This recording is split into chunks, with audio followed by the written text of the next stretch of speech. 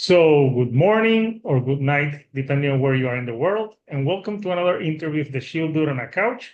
I'm your host, Hector, and today I'm joined by Steve. He plays bass for the band The Gates of Slumber, a doom metal band from Indiana who has been out for a while, but they're returning with their self-titled sixth album coming out on November the 29th. So, first of all, Steve, how are you today? I'm doing great. How are you? I'm doing good. So yeah, it's been a long time since you guys obviously you guys have members passing, then other things happen, but you finally decided to came back a few years ago.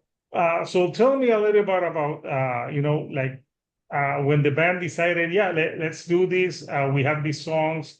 Let's after a while let's forge on. Tell me a little bit about how that was like. Well, I'll start when the band ended in 2013. Um, I wasn't in the band previously, but Carl Simon was the singer guitarist, and they band had been through a lot of ups and downs since they started in 1998. Yeah. They've had some different member changes. Then they had some success in Europe. They were on some bigger underground labels and did a lot of touring. And they had a video on MTV for a minute. And by 2013, I think the frustration and some of the issues that the guys were dealing with were causing problems, and they called it quits. They were supposed to do a tour with Church of Misery, and that fizzled out, and then Carl said, "Screw it, this is it." And then uh, Jason, the former bass player, he passed away the year after that. So at that point, Carl said there was never going to be another Gates of Slumber reunion, and he started another band called Wretch, and he did that for a few years. So about 2018, he started talking to Chuck, who was the drummer on the first two records, and they were hanging out a little bit more. And at the time, there was a guy from Germany named Wolf who wanted Carl to reunite the band for one of his festivals called Hell Over Hammerberg. And Carl just decided, hey, maybe this would be fun to do. We just go over to Europe and play some shows and play this festival. And he asked Chuck if he wanted to do it. And Chuck said that sounded awesome. So they decided to reform the band just for the tour. And they asked me if I wanted to play bass, and I said, hell yes. And we started from there in 2019. We started relearning all the songs from the early albums, and they had a couple song ideas kind of floating around, but there wasn't any plan at that time to do a record. It was like, well, maybe we can, do a record. Who knows? So we went to Europe in 2020, right before the pandemic hit, and the last night of the tour, uh, that's when the world shut down for the pandemic. So it was, oh gosh, March 13th, I think, or Yeah, excuse me, I 14th. think it was in March. Yeah. Yeah, so we made it home and nobody got sick, but then it was locked down immediately after that. So after some time, and when it was safe to do so, we started practicing again, and we started working on the songs. And eventually we're like, well, maybe we should go ahead and keep it going and and do an album and see, if someone wants to put it out. But the main caveat was that we didn't want to have any stress. It was more Hmm. like we've been in bands for a long time, and as long as it's fun and we don't have to sleep on somebody's floor or go broke, then it will do it. You know what I mean? And I think that was the main thing. As long as everyone's getting along and we're writing material we like, then why not just go ahead and put out a record? And there was a period of time where we had to finish the song, and then we got Svart Records on board, and then it was we need to get to the studio, and we finally got around to the studio September 23, and then we finally got the record on the calendar, and then we got the artwork done, and it's just been a very slow process. So we're very happy to get to this point where it's finally out. And so far, the feedback has been really good, and we're very excited and proud of the album, and just glad to be here to talk to you about it. Yeah, and it's a self-titled, so it's like a rebirth of the band, a Yeah, self-titled record. Yeah, definitely. the album artwork, it's pretty standard. It's just the name of the band. Yes. So Yeah. I, uh, the story behind the artwork, Carl and Chuck, when the band started the around the first album, they had an idea to do just a black album cover with the band name embossed in gloss on the album cover. There it is. Yeah. Yeah. Um, and that it's something they wanted to do for a long time. And I helped put it together, and I have not seen the album version yet. And you can't really tell what it's going to look like until you get it in your hands because the digital version isn't embossed. Like the letters are raised on the vinyl copy. So Yeah. it's like going back to basics. There've been a few grumbles from the underground fans that there's not, a barbarian or an epic battle or ice worm on the cover, but that's okay for now. This is a new phase, and it's all about the music, I guess. Yeah. uh, a stripped down approach, and the album has six tracks, Hmm. and there's a video for "Embrace the Lie." Yes. So the album is pretty much because you have a song called "The Fog," "The Plague." So I was reading about like the inspiration for the lyrics for this album, pretty much inspired by the Black Death and John Carpenter's "The Fog." Uh, Hmm. you said that who writes all the lyrics for the songs? Well, Carl's the main songwriter. He Mhm. sings most of the songs. This is the first time that anybody has sang any songs besides him, and so I sing lead on "We Are Perdition." So that was the song I brought in. I wasn't Oh, sure at first if that's a I great wanted to. song. That's the second song. Yeah. Yeah, awesome, thank you. At first I wasn't sure if it was going to fit right. I've sang in other bands, and I didn't want to take over. I don't want to be the lead singer, but he he he said that I should sing it, and I thought, well, let me know if it doesn't fit, then we would go back to you singing it. And I wrote the lyrics for it because I had come up with the song. So I ended up recording it, and everyone thought it was good, so we kind of went with it. He does sing lead on the chorus, so I sing the harmonies, but I add harmonies on a lot of the other songs, um, and I sing a little bit at the end of the the fog. But I just wanted to try to bring a little bit of backing vocal to kind of sweeten up Mhm. some of the vocal stuff as much as I could without interfering with the darkness of the band. And I think that we kind of find balance. Um, but as far as the rest of the lyrics, Carl came up with the "Embrace the Lie" and all those lyrics and the concept. That there's always an agenda being kind of presented to you, and that the people in charge of the government aren't always on the level. They're not always being honest. So there's a lot of venom in those lyrics. Um, and Full Moon Fever is kind of about a guy who's a werewolf. Yeah, I Um, got that. That it was like a werewolf type of thing because that's the single that you guys have. yeah, that was a fun song to do. It's a little different for the album, but the best part is the transition and the sound effects that we got in there. Um, Initially, we were going to put some dialogue from some werewolf movies in there and some wolf howls and stuff. And I don't know how we ended up with this transition sound, uh, but it worked really well, and it's kind of cinematic in a way. Um, at Dawn, I think Chuck had the song all pretty much laid out, and Carl came up with the lyrics with Chuck's help at practice, like in a day or two. So, um, and then the Plague, I know the riff was older, but I don't know if the lyrics came until later. But I'm not 100% sure. Those are Carl's lyrics, but I don't know if they really are about the pandemic or just the plague itself. But There's there's been many still, plagues. yeah, it feels like there's some PTSD from the actual pandemic, so maybe that fed into those lyrics too.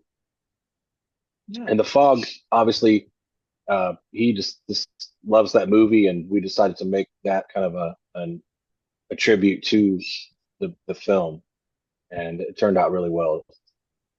Yeah. So, but We Are Perdition, you wrote that one. Tell me a little bit about the theme for that one.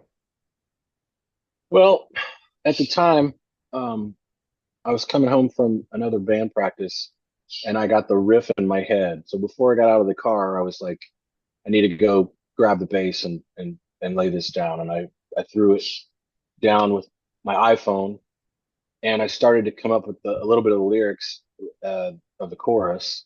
And the concept is generally that the humanity is the problem. Um, we have this beautiful planet, and it's starting to suffer, depending on what your perspective is, at the hands of civilization. So you know when I hear stuff on the news, I worry about the oceans, temperatures rising, stuff like that. That kind of inspired this song that humanity is not necessarily the benevolent force that it should be for its home planet. It's more of a destructive force, and that's kind of an angry song about how just letting it go. Hopefully that changes, or we can find a way to change it. I'm not 100% sure, but just me venting about ecological disaster. Yeah, no, it's stuff that everyone can relate to. So it seems that the process for this album was pretty relaxed, and you guys took your time. Was it better, like for the like you didn't have like they weren't pushing like you need to have this album out by this? What did it feel more like freeing or better for the creative process to not have like a what's the word I'm trying to use, like a set date, like that pressure?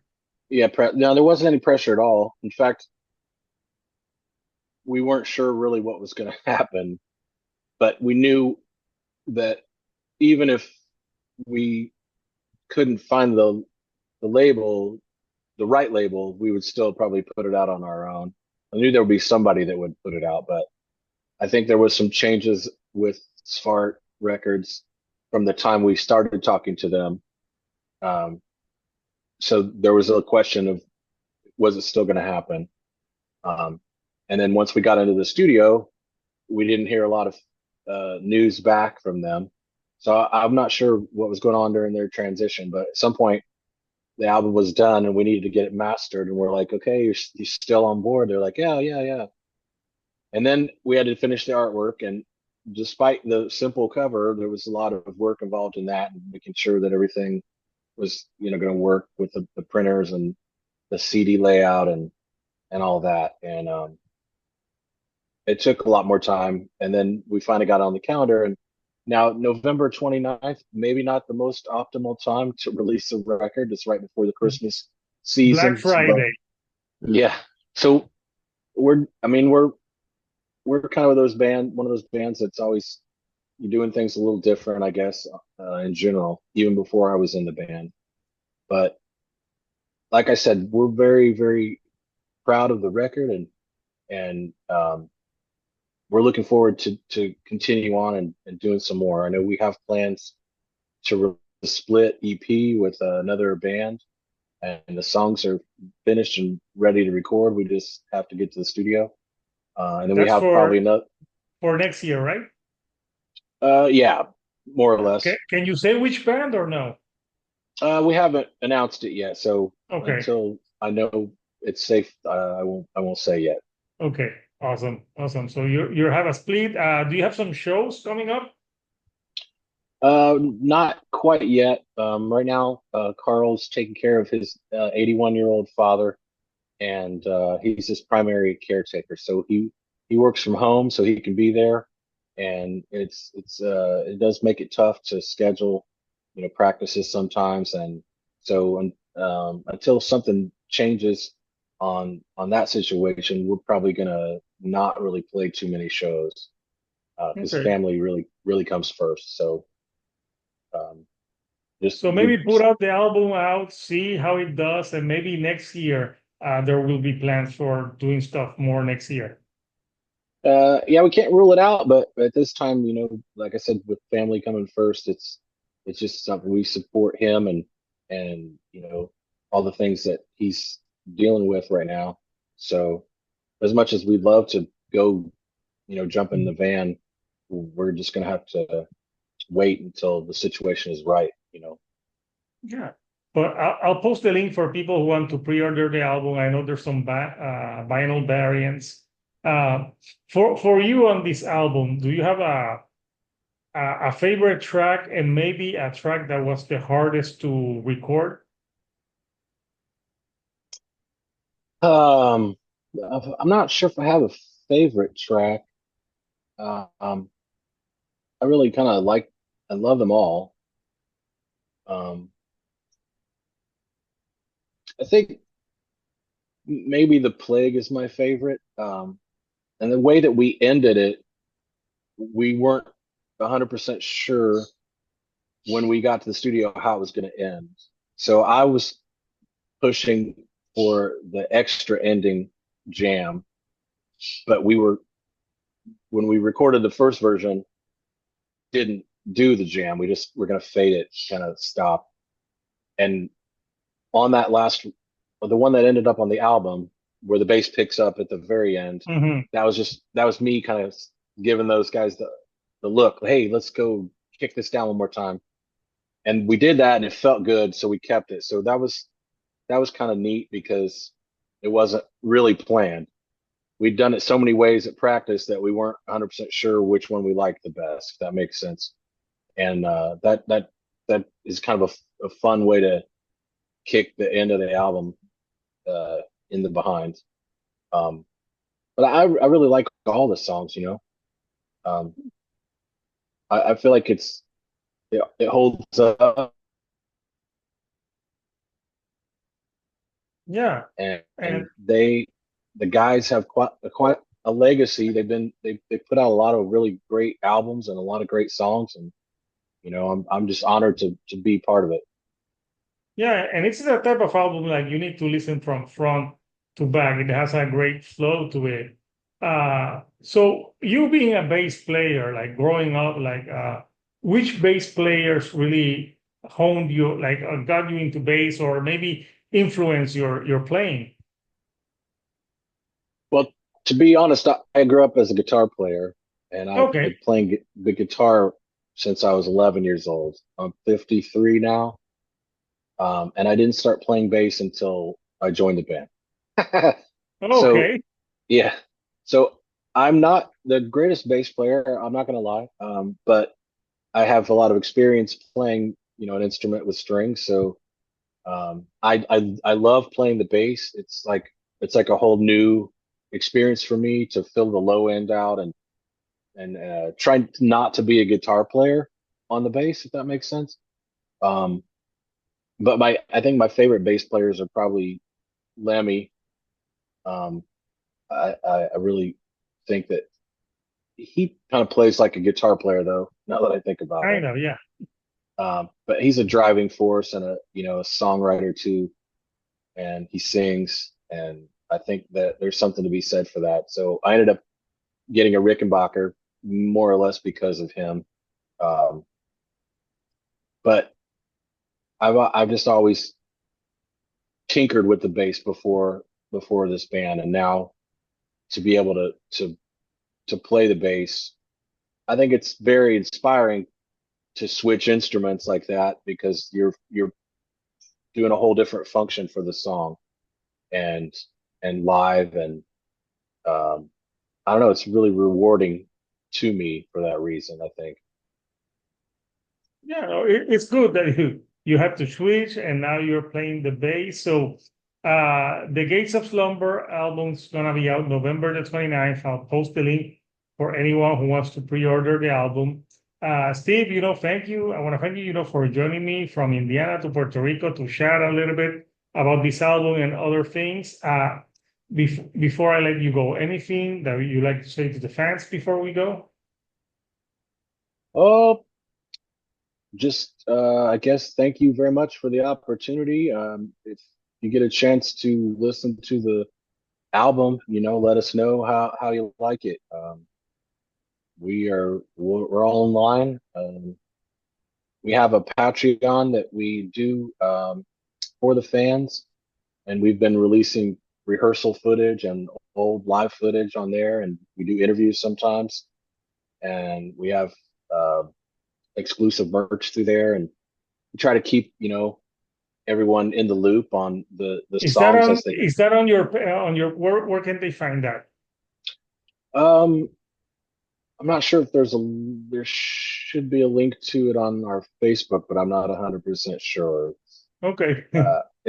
I think it's patreon.com/the gates of slumber. Okay, Um, Patreon. That makes sense. Yeah.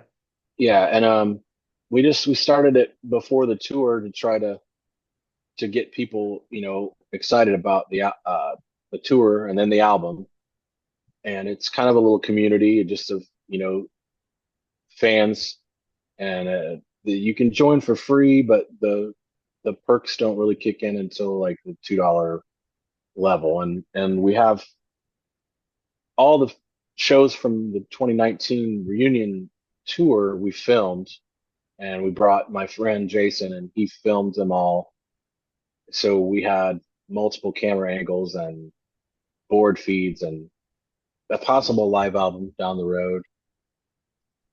And we'll have to wait and see on that. But yeah, a lot of that footage is up on the Patreon. We have some stuff up on YouTube from the tour as well, just the general Gates Slumber official YouTube. So give it a Google and check it out. And we do appreciate every like and everyone that gives us a chance to listen to the new stuff. So everyone also that was around for all the previous albums and all the fans in general, we're very appreciative and have a lot of gratitude. It means everything. I mean, without the fans, there'd be not as much point in doing it. That is true. So, Steve, again, thank you for joining me. So, Couchers, The Gates of Slumber, out November 29th. I'll post the link for everyone to get it. So, until next time, this is Hector, the Shield Dude on a Couch, and I'll see you all right here on the couch. Thank you and goodbye.